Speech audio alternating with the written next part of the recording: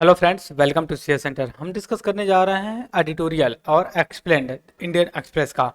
इसमें 3 से 4 आर्टिकल काफ़ी इंपॉर्टेंट है हमारी एग्जाम्स के पॉइंट ऑफ व्यू से। 16 अक्टूबर, यहाँ पे मैं लिख रहा हूँ 16 अक्टूबर है आपका यहाँ पे। और इस दिन को जो है कि वर्ल्ड फूड डे के रूप में सेलिब्रेट किया जाता है। इस रूप में वर्ल्ड फूड डे के रूप में सेलिब्रेट किया जाता है, पहली चीज। दूसरा चीज, कौन सेलिब्रेट करता है इसको? ये देखिए, फाउंडिंग यूनाइटेड नेशंस की जो ये यूएनओ की एक ऑर्गेनाइजेशन जिसको फूड एंड एग्रीकल्चर ऑर्गेनाइजेशन कहते हैं। ये 1945 से जो कि शुरू करती है वर्ल्ड फूड डे को रूप में सेलिब्रेट करने के लिए 16 अक्टूबर को। अब देखिए, हमारे लिए इम्पोर्टेंट यहाँ पे कई डायमेंशन निकल करके आते हैं। ये जिस आर्टिकल में बात कर रहे हैं, ये हालांकि काफ़ी पॉजिटिव वे में गए हैं, कुछ नेगेटिव वे में भी हैं, बट हमें न्यूट्रल बात करनी चाहिए। हर चीज़ पूरी सही नहीं होती है और पूरी तरह से गलत नहीं होती है। That's why this is important to balance the study. जब हम किसी चीज़ को स्टडी करते हैं तो हमारा एक बैलेंस होना चाहिए आज ये ब्यूरोक्रेट के रूप में। ब्यूरोक्रेट्स की सबसे बड़ी जो फीचर्स होती है, खासियत होती है, वो न्यूट्रल होता है और बैलेंस आंसर देता है पूरी तरह से, जो कि वन साइडेड नहीं देता है। और इस आर्टिकल में जो बोला जा रहा है, इससे पहले मैं एक चीज़ और आपके साथ डिस्कस कर देता हूँ। देखिए, कुछ दिन पहले अभी एक ग्लोबल हंगर इंडेक्स पब्लिश हुई थी। Global global hunger hunger index. और इसमें इंडिया का रैंक 125 कंट्री में से 111 रही है, ये 2023 का। और ये इससे देखिए बड़ी कॉन्सिक्वेंसेस निकल करके आते हैं। बट जो इस आर्टिकल में बात हो रही है अभी यहाँ पे, इस आर्टिकल में जो बात कर रहे हैं, इनका ये कहना है कि देखिए, वर्ल्ड फूड डे के रूप में सेलिब्रेट किया जा रहा है। और इस साल 2023 का जो वर्ल्ड फूड डे सेलिब्रेट का विश्व खाद्य दिवस के रूप में किया जा रहा है, उसका जो थीम है वाटर इज ए लाइफ। ठीक है, वाटर इज ए लाइफ और वाटर इज फूड। ठीक है, हालांकि जो थीम है world world food day day 2023 का सेलिब्रेट किया जा रहा है। एक फूड FAO कहते हैं जिसको, फूड एंड एग्रीकल्चर ऑर्गेनाइजेशन। ये सेलिब्रेट करता है 1945 से लेकर के, मतलब after after second world war के बाद जो कि सेलिब्रेट किया जा रहा है। और 2023, एक सेकेंड आप हमें टाइम दे दीजिए, थोड़ा सा थिकनेस बढ़ा लेते हैं। 2023 का जो वर्ल्ड फूड डे सेलिब्रेट किया जा रहा है, इसकी थीम क्या है? थीम इस साल की ये है कि water is a life. Water is a life, बात समझे? और water is food. Water is a food. यहाँ पे देखिएगा, अगर आपसे सवाल यहाँ तक पूछा जाएगा तो 3 सवाल यहाँ से प्रीलियस में बनते हैं। पहला, आपसे ये पूछा जाएगा कि वर्ल्ड फूड डे कब सेलिब्रेट किया जाता है, तो आप 16 अक्टूबर को मार्क करिए। कौन सेलिब्रेट करता है? Food and agriculture organisation. कब से? 1942 से 45 से। ठीक है, सेकेंड वर्ल्ड वॉर के बाद। और 2023 का जो थीम रही है, ये water is a life, water is food. Water जो है आपका लाइफ ऑफ फूड। अब देखिए यहाँ पे ये कहने का, अब थीम लाई गई है तो इसके पीछे तो कुछ कॉन्सिक्वेंसेस हो गए ना, तभी तो ये लाया गया है। तो इस वजह से यहाँ पे बात जो करी जा रही है। ठीक है, अब देखिए हम क्या कर रहे हैं, वर्ल्ड वर्ल्ड फूड डे के रूप में सेलिब्रेट किया जा रहा है। Water is a life, water is a food, water is a food celebrate किया जाए थीम के साथ। अब ये देखिए, वाटर का फूड से कैसे रिलेट कर रहे हैं, वाटर। ठीक है, और दूसरी तरफ फूड है, तो आपके दिमाग में आएगा वाटर भी तो एक पार्ट ऑफ द फूड है। बिल्कुल सही है कि आप खाना खा लीजिए, पानी मत पीजिए, तब भी आपके लिए दिक्कत है। केवल पानी पीजिए तब भी। कदम कहने का मतलब ये है, लिक्विड और सॉलिड हमारे फूड में दोनों होना चाहिए प्रपोर्शन के हिसाब से। अब यहाँ पे आगे आते हैं, हम बात करेंगे इसको लेके, क्या बात करेंगे? अब ये रिलेट क्या कर रहे हैं कि क्रॉप्स क्रॉप्स वर्सेस जो है कि वाटर वाटर एग्रीकल्चर वर्सेस आपका इरिगेशन। आप देखिए हम दो तरीके से बात कर सकते हैं, दो तरीके से कैसे बात कर सकते हैं। एक तो हम इंडिया के लेवल पे बात करेंगे, इंडिया के लेवल पे, और दूसरा वर्ल्ड लेवल पे बात कर सकते हो, बट ज्यादा फोकस हमारा यहाँ पे है, फोकस इंडिया है। इंडिया में देखेंगे, अगर इंडिया का मैप बना करके आप देखेंगे हल्का फुल्का, तो एक अलग तरीके की सिनेरियो आपको रियलाइज होगी। सबसे पहले इंडिया का हम लोकेशन मार्क करें या फिर मैप बनाए, तो इससे पहले हमें देख लेना होगा विश्व की लगभग 19% पॉपुलेशन है, पॉपुलेशन है, और लगभग 2 पॉइंट समथिंग, ठीक है, जो कि हमारी लैंड एरिया है, क्योंकि हम एरिया 7th प्लेस पे आते हैं एरिया वाइज, 7th प्लेस पे एरिया, एरिया वाइज जो है कि आते हैं। Is that clear? इस बात को हमें रिकॉग्नाइज करना चाहिए, ये चीज सही भी है। और दूसरी चीज ये है कि in course of the climate change, climate change, और हमें एक बैलेंस करके चलना होता है हमारी फूड सिक्योरिटी को लेकर के। अब देखिए यहाँ पे आगे अगर आप बात करेंगे कि फूड सिक्योरिटी तो ठीक है, बट आप कैसे सस्टेन करेंगे जब क्लाइमेट चेंज होता है, तो कहीं एक जगह इम्पेक्ट नहीं करता, ये लार्ज लेवल पे इम्पेक्ट करता है क्लाइमेट चेंज। और दूसरी तरफ अगर आप इंडिया का मैप देखें, इंडिया का यहाँ पे थोड़ा सा मैं मैप ड्रॉ कर रहा हूँ, ठीक है, हालांकि उतना अच्छा तो नहीं बना रहा हूँ, फिर भी मैं कोशिश यही कर रहा हूँ कि हल्का फुल्का बना ले, ठीक है। ये इंडिया का मैप है।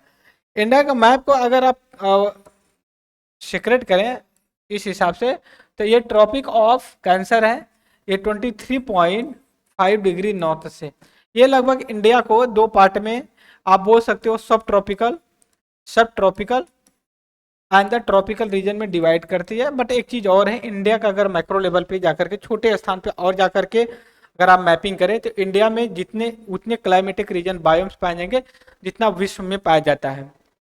अब हम यहाँ पे बात करते हैं इंडिया में जो मानसून होता है, जो रेनफॉल होती है, रेनफॉल या फिर जो मानसून होता है आपका जून जुलाई में जो होता है, तो जो जून जुलाई में होता है, इस दौरान आपका 70 से लेकर के 80% इंडिया में मानसून होता है। और ये जो है कि आपका जो नॉर्थ, इसको हम कहते हैं south west monsoon, south west monsoon, और ये आपका जून में जो कि एक्टिव होता है, और ये 70 से 80% जो कि रेनफॉल करवाता है। और ये राबी सीजन में होता है, सॉरी खरीफ सीजन में, खरीफ सीजन में होता है। और खरीफ सीजन में अगर ये अच्छा रहा तो राबी सीजन के लिए भी काफ़ी बेनिफिट होता है, क्योंकि ग्राउंड वाटर जो कि ऊपर आ जाता है। अब इंडिया में अगर आप जाएं तो देखेंगे जो बोल सकते हैं क्रॉपिंग पैटर्न है, क्रॉपिंग पैटर्न हर ए रीजन में अलग अलग है। अलग अलग कैसे है? जैसे मान लीजिए कि जहाँ पे मान लीजिए रेनफॉल हो रही हो, वहां पे आप करेंगे तो बढ़िया है, जो वाटर इंटेंसिव की क्रॉप्स हैं। जैसे मान लीजिए ईस्टर्न इंडिया है, हालांकि ईस्टर्न इंडिया में जो आपका ये कोरोमंडल पड़ता है, Coromandel eastern part of the India में, ईस्टर्न घाट पे कोरोमंडल होता है, यहाँ पे आपका रिटर्निंग मानसून से वर्षा होती है, साउथ वेस्ट मानसून से नहीं होती, क्योंकि यहाँ पे हिली एरिया होती है। और इस रीजन में जनरली आपको देखेंगे तो 80% जो है कि धान की खेती होती है, जिसे राइस की पैडी बोलते हैं। तो चलिए सही है, यहाँ पे तो आपको मानसून पानी मिल जाता है ओशन के किनारे के। अगर आप यहीं पंजाब और हरियाणा पे अगर आप पेडी करते हो, पेडी की खेती करते हैं, तब तो ये बाउंडर होगा और इस तरह से ब्लंडर मिस्टेक होगा, क्योंकि यहाँ पे जो ग्राउंड वाटर है, ग्राउंड वाटर ज़्यादा यूज होता है। क्यों? क्योंकि यहाँ पे रेनफॉल उतनी नहीं होती जितनी आपका ईस्टर्न और वेस्टर्न कोस्ट पे इस साइड होता है, ठीक है। तो इस वजह से प्रॉब्लम होती है। और दूसरी तरफ जो आप इस ये कह सकते हैं, जो विडंबना है, विडंबना कुछ विडम विडंबना है, विडंबना कुछ इस तरह की है कि पंजाब में, पंजाब एंड हरियाणा में, ठीक है, समझिए कि एग्रीकल्चर तो किया जाता है, बट इसी के कॉन्टेक्स्ट में एक चीज आप अगर देखें तो यहाँ पे पर, ठीक है, हेक्टेयर प्रोडक्शन ज्यादा होता है। दूसरी पर प्रोडक्शन या फिर इरिगेशन जो होता है, ज्यादा ग्राउंड वाटर यूज होता है, सरफेस वाटर यूज नहीं होता, क्योंकि वहां पे सरफेस वाटर नहीं। और इससे क्या होता है कि जो पैडी होती है और जो वीट होता है ये वाटर इंटेंसिव है, वाटर इंटेंसिव, वाटर इंटेंसिव, जिससे प्रॉब्लम क्रिएट हो जाती है वाटर क्राइसिस। कहने को ये भी कहा जाता है कि आने वाले समय में हो सकता है कि जो थर्ड वर्ल्ड वार हो, वर्ल्ड वार थर्ड हो, ये वाटर के लिए किया जाए। तो आपके दिमाग में ये आएगा पूरे अर्थ पे 78% जो कि वाटर है, ठीक है। तो आप बोल रहे हैं कि वाटर की, जो कि वाटर की वजह से जो कि वार होगा, बिल्कुल होगा, क्योंकि जो 78% सरफेस पे है, ठीक है, उसका 97% ऐसा सैलिनिटी है, ठीक है। That's why it is not possible to use for the human being as irrigation, ठीक है। बचा हुआ जो 3% है, 3% में अगर आप बात करें तो जो 3% है, ठीक है, इसमें आप बता सकते हो कि 2% के आसपास जो है कि आपका आई सीट है, रेस्ट ऑफ द है जो ग्राउंड वाटर है, रिवर है, पॉन्ड्स है, और 0.3% के आसपास ऐसे है कि आप डायरेक्ट यूज कर सकते हो ड्रिंकिंग वाटर के लिए। आप समझ सकते हो कि अगर 100 क्यूबिक और 100 लीटर पानी है तो इसका 0.003% ही आप जो है कि डायरेक्ट यूज कर सकते हो फॉर ड्रिंकिंग के लिए, और कुछ ही 0.1% या बोल सकते हो 2% के आसपास है आप इरिगेशन के लिए यूज कर सकते हो। तो ऐसा तो नहीं है ना आप दिमाग में, ना तो ऐसा तो नहीं आ रहा है कि नहीं भाई हम जो है कि समुद्र का पानी से इरिगेशन करेंगे। अगर ऐसा किए तो आपकी पूरी जो एग्रीकल्चर लैंड है पूरी सैलिनिटी और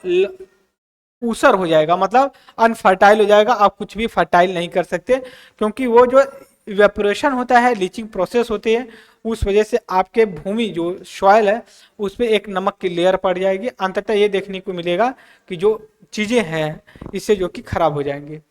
ये हो गया जो इस आर्टिकल में पूरा बोला गया। और इसके बाद ये भी कि प्रधानमंत्री गरीब कल्याण योजना, ये सारी चीजें स्कीम वगैरह दी गई, इतना इंपॉर्टेंट नहीं, बस इसी के कॉन्टेक्स्ट में हमें डिस्कस करना था, हमने इस चीज को डिस्कस कर लिया।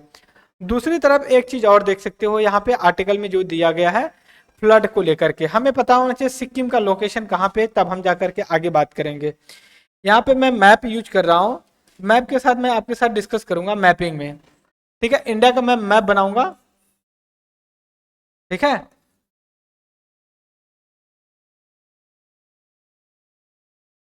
ओके, अब आप जो यहाँ पे देखेंगे थोड़ा सा वर्टिकल गया है, ये सिक्किम का लोकेशन है, ठीक है, ये सिक्किम का इंडिया है। अब देखिए यहाँ से तिस्ता, तिस्ता रिवर निकलती है, और हमने कई बार मैपिंग में डिस्कस भी किया है। वहां से तिस्ता जो रिवर है ये आपका असम, पश्चिम बंगाल, इंडिया और बांग्लादेश के में फ्लो करती है, और अंततः जाकर के ब्रह्मपुत्र रिवर की जो है कि ट्रिब्यूटरी, राइट बैंड ट्रिब्यूटरी बन जाती है। इंडिया और बांग्लादेश के साथ तिस्ता वाटर जो कि ट्रीटी भी हुई है, हालांकि अभी बीच बीच में कभी कभी ये डिस्प्यूट निकल करके आ जाता है। अभी भी केस क्या हुआ है, और वहां पे क्लाउड ब्रस्टर हुआ है, हालांकि क्लाउड ब्रस्टर, ब्रस्टर हुआ है मतलब बादलों का फटना, बात समझ रहे हो आप। तो इस वजह से कुछ ऐसा देखने को मिला कि वहां पे फ्लड हो गया, और फ्लड होने की वजह थी जो वहां पे डैम बने हुए थे तिस्ता रिवर पे, वो जो कि पूरी तरह से कोलैप्स हो गया, इस वजह से वहां पे जान माल की हानि की क्षति हुई, ये जो कि अपडेटेड था, इस वजह से मैंने डिस्कस कर लिया। अब इसके बाद नेक्स्ट पे चलेंगे, यहाँ पे देखते हैं कोई आर्टिकल है इंपॉर्टेंट हमारे लिए। अब देखिए मैं यहाँ पे वेस्ट एशिया को लेकर के डिस्कस करने वाला हूँ। वेस्ट एशिया में किसको, फलस्तीन, इजराइल, गाजा, हमास और हिजबुल्लाह, ये 3-4 एक्टर्स हैं वहां पे। हिजबुल्लाह, गाजा, हमास के समर्थक है, और दूसरी तरफ बोल सकते हो आप कि इजराइल एक अलग तरीके से जो कि काम कर रहा, और इजराइल जो कि किसका करीबी है, ये करीबी है किसका, यूनाइटेड स्टेट ऑफ अमेरिका का। सबसे पहले हमें लोकेशन पता होना चाहिए, तब हम और अच्छे से क्लियर कट जो है कि हम बात कर सकते हैं। मैं यहाँ पे अफ्रीका और यूरोप एशिया का मैप बनाऊंगा, आप थोड़ा सा अलर्ट होइएगा, ठीक है। ये आपका अफ्रीका का मैंने बनाया। अब यहाँ पे हमने गल्फ कंट्री का बना रहा हूँ, ठीक है। अब यहाँ पे ये इंडिया का मैप है। अब देखिए जो एरिया एरिया यहाँ पे हमें मार्क करने वाला है, एरिया देखिए ये वाला मार्क करने है। ये यहाँ पे आपका मेडिटेरियन सी है, और ये आपका रेड सी है, ये स्वेज कैनाल है, ठीक है। यहाँ पे अरब सी है, यहाँ पे पर्सियन गल्फ है, यहाँ पे ईरान है, यहाँ पे जो कि आपका कौन पड़ता है, इजराइल पड़ता है, और यही मेडिटेरियन सी से पास लगता हुआ कौन, हमास है, हमारा जो गाजा है, ठीक है। और यहीं का एक पार्ट पड़ता है जो कि इजिप्ट वहां से लगता है। तो हमारे लिए इंपॉर्टेंट लोकेशन था, लोकेशन के। और यही नीचे आएंगे तो आपको ऑस्ट्रेलिया मिलेगा, यहाँ पे श्रीलंका, यहाँ पे मेडागास्कर। तो हमारे लिए इंपॉर्टेंट है इनका लोकेशन। इंडिया से अगर लोकेशन देखेंगे तो वेस्ट में पड़ेगा। जनरली हम यहाँ पे बात होती मिडल ईस्ट की, मिडल ईस्ट की। जब हम मिडल ईस्ट की बात करते हैं तो पूरा आपका ये वाला रीजन आ जाता है इजिप्ट को लेकर के, some part of the Africa और यूरोप और एशिया का लार्ज पार्ट ऑफ द, तब मिडल ईस्ट आता है। जहाँ हम लोकेशन मार्क करते हैं यूरोप या वेस्टर्न कंट्री से कि ये मिडल ईस्ट एरिया है, हमने इसके बारे में भी डिस्कस किया है। तो यहाँ पे कई एक्टर आ गए हैं, जैसे एक हमास है, हमास ने आपका इजराइल पे अटैक किया और इजराइल इसे काउंटर बैलेंस में अटैक किया। और हमास लोग आप बोल सकते हो जो गाजा रीजन है आपका, ये गाजा रीजन यहाँ पे जो मेडिटेरियन सी से लगता है यहाँ पे। तो अब जो ये गाजा लगता है यहाँ पे, तो यहाँ पे ये लोग हैं और हमास कहते हैं कि हम पलस्तीन को रिप्रेजेंट करते हैं। और पलस्तीन का ही एक पार्ट आपका अंदर पड़ जाता है जिसको हम जेरूशलम के नाम से जानते हैं। किसको? जेरूशलम के नाम से जानते हैं। और इजराइल इस पे जो है कि हमास लोग कहाँ पे? गाजा पे अटैक करा। और यहाँ तक कि इजराइल वार्निंग दे दिया है गाजा के लोगों को जो नॉर्थ गाजा में रहते हैं कि भाई आप वहां से स्थान खाली कर दिए, नहीं तो अपना जान देने को तैयार रहिए क्योंकि हम रुकने वाले नहीं। इसी के कॉन्टेक्स्ट में एक आता है कौन? हिजबुल्ला। हिजबुल्ला कौन है? ये भी एक तरह के जो कि बोल सकते हो मिलिटेंट है या एक्सट्रीमिस्ट ग्रुप है। ये कहते हैं कि हम समय का इंतजार कर रहे हैं, सही समय आएगा तो हम जवाब देंगे। इजराइल या पलस्तीन का रिस्पेक्ट करना चाहिए इजराइल को। बात समझ रहे? तो कहने का मतलब है ना कि गांव में एक कहावत कही गई है, जो कमजोर होता है उसको सभी लोग सताते हैं। अब यहाँ पे कोई कमजोर और मजबूत की बात नहीं है, बात है कि लोग खेल रहे हैं उनके साथ जो कमजोर लोग हैं। एक तरफ वेस्टर्न कंट्री सपोर्ट कर रही हैं इजराइल को, दूसरी तरफ कंट्री है जो सपोर्ट कर रही हैं गाजा पलस्तीन। इंडिया के कॉन्टेक्स्ट में जब बात आती है, इंडिया के कॉन्टेक्स्ट में आती है कि इंडिया का स्टैंड क्या है, कहां पे? इजराइल प्लस पलस्तीन को लेकर के। हालांकि इंडिया टू नेशन थ्योरी को मानता है। टू नेशन थ्योरी का मतलब एक देश इजराइल भी है और दूसरा पलस्तीन भी है। बट इंडिया कंडेम्ड करता है किसी भी तरह का ह्यूमैनिटेरियन लॉसेस को जो है कि ये जो कि कंडेम्ड करता है। और इसने हमास के लोगों का जो एक्टिविटी थी इजराइल के लिए उसका कंडेम्ड किया है। किसका? हमास का। कहा भैया जो आप कर रहे हैं ये गलत है। तो कहते हैं ना कि करता ना क्या डरता, कुछ ना कुछ करना पड़ता है। अगर ये भी कहा जाता है कि अगर इंडिया को अगर इकोनॉमिक ग्रोथ करना है तो उसको इजराइल के रूप में एक मित्र चाहिए। अगर India as a world leader के रूप में अगर काम करना चाहता है तो इसको पलस्तीन के रूट से जाना पड़ेगा। हालांकि तो ये विन विन सिचुएशन है, समय आएगा, कब आएगा, कैसे, इसको देख लिया जाएगा बाद में, ये इतना इंपॉर्टेंट नहीं। इसमें आर्टिकल था। फिर इसके बाद हम चलेंगे नेक्स्ट आर्टिकल पे। यहाँ पे देखिए दो चीजें लेकर के हैं। सबसे पहले यहाँ पे देखिए एक जो काजू होता है, आप यहाँ पे देख सकते हो जो हालत है, जिस तरह से काजू निकाला जा रहा है, देख लेंगे। मुझे नहीं लगता आप खाने को तैयार होंगे काजू, ठीक है। अब गोवा का, अगर आपसे एक सेकेंड, गोवा में एक सेकेंड, गोवा में जो काजू है उसको अब जीआई मिल गया है। GI in the sense geographical indicator. बात समझ रहे हैं? तो अब देखिए इसमें क्या मिलने से फायदा क्या होगा, ये बात को देखिए। गोवा के काजू के नाम पे लोग फेक काजू को जो कि यूज करते हैं, जैसे माते एडिडास, ठीक है, एडिडास ब्रांड है और उसी का लोगो लगा, कुछ लोग और जो है कि यूज करें। जब उसको जीआई या एक तरह का लोगो मिल जाएगा तो वैसा लोगो लगाने का राइट जो होगा केवल एडिडास को होगा, किसी और को नहीं होगा। तो वैसे ही अगर काजू जो जीआई मिली है गोवा को, आप इसको जीआई टैग मिल गया कि क्या मुहर होगी, कितना डेट होगा, कितना पैकेट होगा, क्या क्वालिटी, क्या क्वांटिटी होगी, सारी चीजें होगी, जो कि एक ज्योग्राफिकल लोकेशन भी उसको मिल गया। तो अब जो गोवा के अलावा लोग बेचते हैं, गोवा के अलावा के मतलब ये है कि अदर प्लेस के लोग जो आकर के बेचते थे गोवा में, गोवा के काजू के नाम पे ये चीज रुक जाएगी। मतलब डुप्लीकेशन, ठीक है, नकल करना या फिर डुप्लीकेट बेचने वाली जो संख्या है उन लोगों की कम होगी। और जो गोवा के रियल प्रोड्यूसर हैं काजू को, उनको जो कि अच्छा बेनिफिट मिलेगा। तो हमारे लिए ये इंपॉर्टेंट एक चीज और है, जो काजू होता है ये देखिए evergreen type of the climate में पाया जाता है। जनरली ये जो नेटिव है, इंडेमिक है, जो ये पाए जाते हैं साउथ अमेरिका में, ठीक है, साउथ अमेरिका में इसका जो कि नेटिव है इसको पाया जाता है। इस चीज को लेकर के हमें पता होना चाहिए। अब इसके बाद चलते हैं नेक्स्ट आर्टिकल पे, जो यहाँ पे बात चल रही। बहुत ही अच्छा आर्टिकल इन्होंने लिखा है और मेरे हिसाब से इसको ना हम एक अलग डायमेंशन से मैं क्रिएट करूंगा, इसका ब्लूप्रिंट बनाने की कोशिश करूंगा। यहाँ पे एग्रीकल्चर और विधानसभा के जो 5 चुनाव होने वाले हैं उनको लेकर के, राजस्थान, मध्य प्रदेश और छत्तीसगढ़, तेलंगाना और एक वेस्टर्न ईस्टर्न इंडिया का है, ठीक है, मणिपुर है शायद ना, मणिपुर है शायद, अभी देख लेते हैं, यहीं पे दिया होगा। तेलंगाना राजस्थान 5 में दिया है, हालांकि इसमें नहीं दिया, मिजोरम जो है, लेकिन बट यहाँ पे 4 स्टेट्स को लेकर के ये जो कि आइडेंटिफाई करने की कोशिश कर रहे हैं। 4 स्टेट्स को किसको लेकर के फाई करना चाहते हैं? मध्य प्रदेश है, राजस्थान है, तेलंगाना, छत्तीसगढ़, ये 4 स्टेट को लेकर के फाइंड आउट ये करना चाहते हैं कि यहाँ पे जो इकोनॉमिक कंडीशन है, मैं यहाँ पे अलग से पेज ले रहा हूँ, अलग पेज लूंगा और अलग से जो कि इसको डिस्कस करूंगा, ठीक है।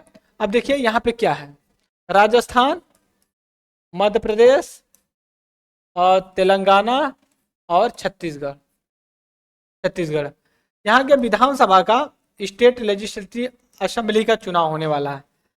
यहाँ पे ये कह रहे हैं एग्रीकल्चर का रोल, एग्रीकल्चर को ला करके इलेक्शन में जो कि जोड़ने की कोशिश कर रहे हैं। कहने का मतलब ये है कि जो इलेक्शन का नब्ज पकड़ लेता है वही इलेक्शन जीतता है। जैसे मान लीजिए अगर आप यूपीएससी की तैयारी करते हैं तो आप यूपीएससी की पूरा सिलेबस ब्रॉड, इतना बड़ा सिलेबस हो, रटने की बजाय अगर आप यूपीएससी की नस्ल पकड़ लें तो आप शायद अच्छा कर पाएंगे, ठीक है।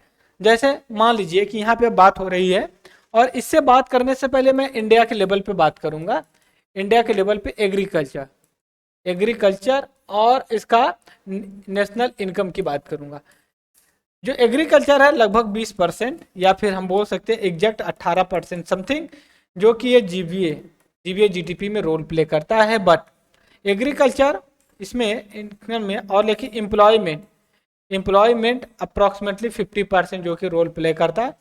That's Y agriculture become the important in the India context. और एग्रीकल्चर समझ लिए, भले जीडीपी में कंट्रीब्यूट कम करता हो, एम्प्लॉयमेंट में 50% करता है, ये डिमांड मेंटेन करके रखता है। दूसरी बात यह है ना, अगर जीडीपी को अच्छे से कैलकुलेट किया जाए, क्योंकि large number of the agriculture और एग्रीकल्चर एलाइड सेक्टर जो होते हैं वो अनऑर्गेनाइज, अनकैलकुलेटेड होते हैं। स्विच ऑफ करो, ठीक है।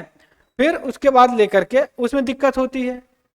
अगर हम किसी चीज को करते हैं तो उसके लिए कई बेनिफिट होते हैं। अगर एग्रीकल्चर का 18-19% जीडीपी नेशनल इनकम में कंट्रीब्यूशन है तो शुड नॉट बी वरी, उसमें नाराज होने की, दुखी होने की बात नहीं है। क्यों नहीं होने की? क्योंकि दूसरी तरफ अगर आप देखें, अगर आप दूसरी तरफ जाकर के देखें तो इसका जो एम्प्लॉयमेंट है 50% है। और ये 50% एम्प्लॉयमेंट के मतलब जो डिमांड है, डिमांड मतलब चॉइस है यहाँ पे, चॉइस। तो डिमांड जो है यहाँ पे आपका लगभग 60% जो कि रेगुलेट होती है कहाँ से? एग्रीकल्चर सेक्टर से। ग्राउंड लेवल पे होता है चॉइस, आपका ग्राउंड लेवल पे होता है। इससे कई बेनिफिट निकलते हैं। पहली बात तो लोगों का परचेजिंग पावर होता है, पहली चीज। दूसरी चीज होती है डिमांड मेंटेन होता है। तीसरी चीज होती है जो बॉटम अब जो अप्रोच है डेवलपमेंट का, ये बरकरार होता है। चौथा यह होता है कि लोगों को जो कि रोजगार मिलता है, लोग एम्प्लॉयमेंट नहीं होते, जिससे ग्रोथ रेट में ये काम करते हैं। अब एग्रीकल्चर इकोनॉमिक, अब ये जो बात करने की यहाँ पे ट्राई कर रहे हैं, लेकर के ये बात कर रहे हैं 4 स्टेट्स को, कह रहे हैं कि इनका जीडीपी जीबीए में जो इन्फ्लेशन है, आप यहाँ पे देख सकते हो Chhattisgarh, Madhya Pradesh, Rajasthan, Telangana, all over. All over में देखिए कितना रोल प्ले कर रहे हैं। जैसे एग्रीकल्चर की मैं बात करूं, एग्रीकल्चर टोटल टोटल देखिए 5%, 6%, 7%। Crops, life stock, forestry, the fishing की बात कर रहे हैं। अब यहाँ पे अगर आप देखें जीडीपी एम्प्लॉयमेंट की, अगर यहाँ पे देखिए स्टेट की जो इकोनॉमी की बात है, ये pharma sector share in the of the economy की स्टेट की इकोनॉमिक में रोल प्ले कर रहे हैं। ये जो यहाँ पे फिर मैं डायग्राम थोड़ा सा बड़ा करूंगा, ठीक है, एक सेकेंड, ठीक है। अब ये जो यहाँ पे बात कर रहे हैं, एक सेकेंड, यहाँ पे जो ये बात कर रहे हैं कि 62% के आसपास जो कि ये रोल प्ले कर रहे हैं, समझ रहे हो आप। और इस हिसाब से आप बता सकते हो कि एग्रीकल्चर का कितना इंपॉर्टेंस है इन स्टेट्स में।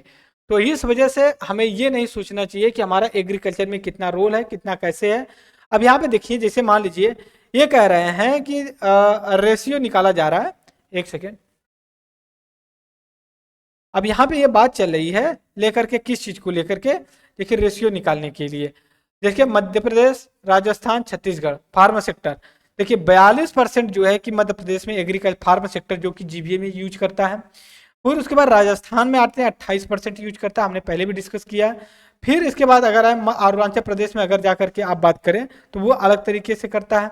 और एग्रीकल्चर और एम्प्लॉयमेंट जैसे छत्तीसगढ़ में अगर बात किया जाए तो 21% के आसपास करते हैं, तेलंगाना में 17% के। मतलब कुल कहने का मतलब है एम्प्लॉयमेंट एग्रीकल्चर के इस स्टेट्स में बहुत अच्छा रोल प्ले करते हैं। अब आगे आकर के देख लेते हैं, दो एक और आर्टिकल अगर इंपॉर्टेंट होगा तो हम डिस्कस कर लेंगे। नहीं, कोई इंपॉर्टेंट आर्टिकल नहीं है कि जो इंडियन एक्सप्रेस से हम और डिस्कस करें, जो था हल्का फुल्का हमने डिस्कस कर लिया। तो इस लेक्चर में इतना ही रहेगा। तब तक के लिए friends, thank you very much discussion. जय हिंद, जय भारत।